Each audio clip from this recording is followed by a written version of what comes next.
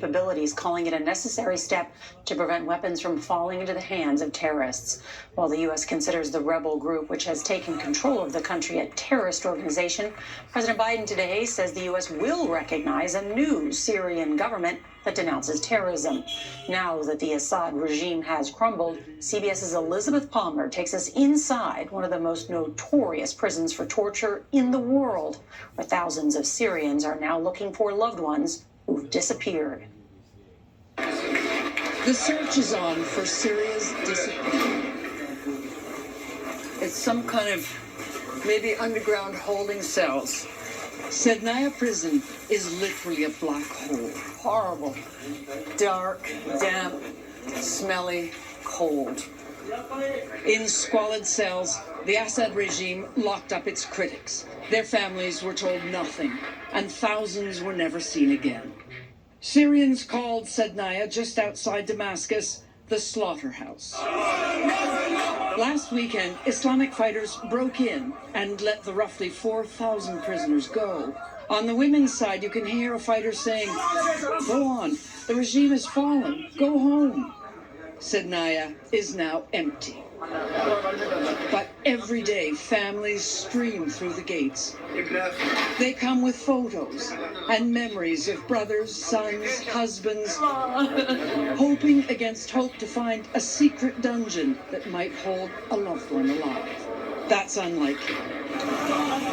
2 days ago, the White Helmet Rescue Group carried out excavations but found nothing. The Syrian Observatory for Human Rights estimates the regime had imprisoned over 100,000 people since 2011. Were these really for execution? The nooses were found in the cells, he said, where countless people died. The evidence may be here in official prison documents, now ransacked and scattered. So this was the monitoring station. Mohammed al-Ajati, desperate to find out what happened to his brother and dad, is devastated. We have to save this data here because we don't know where our prisoners, my father and brother, have been arrested for no charge. Such raw grief, shared by so many who are now trying to accept that they will simply never know. Elizabeth Palmer, CBS News, Sednaya Prison, Damascus. Nearly 250,000 women serve in the U.S. military, with about 2% of them in combat roles. Tonight, one of President-elect Trump's cabinet picks is in the spotlight over comments about those female warriors. CBS's Scott McFarland reports from Capitol Hill, where the defense secretary hopeful is meeting with senators.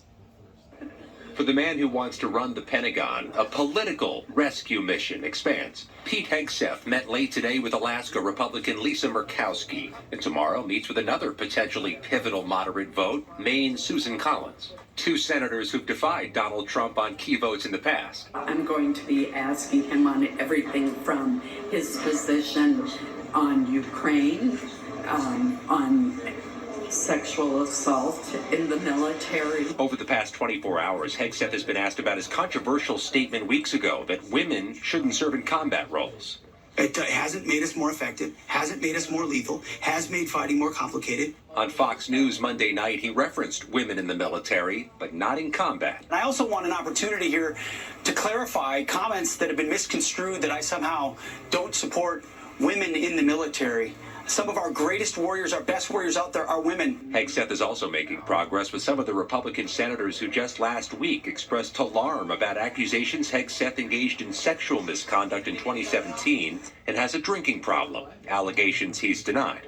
Iowa Republican Joni Ernst, a former service member, has stopped short of saying she'd vote for Hegseth, but now says she'll support him through the process of confirmation. How impactful was that statement from Senator Ernst on your candidacy? Well, we're grateful that she said she's going to support us through that process, and that's what we talked about. Senator Lindsey Graham says allegations against Hegseth shouldn't remain anonymous. Is that a line in the sand for you?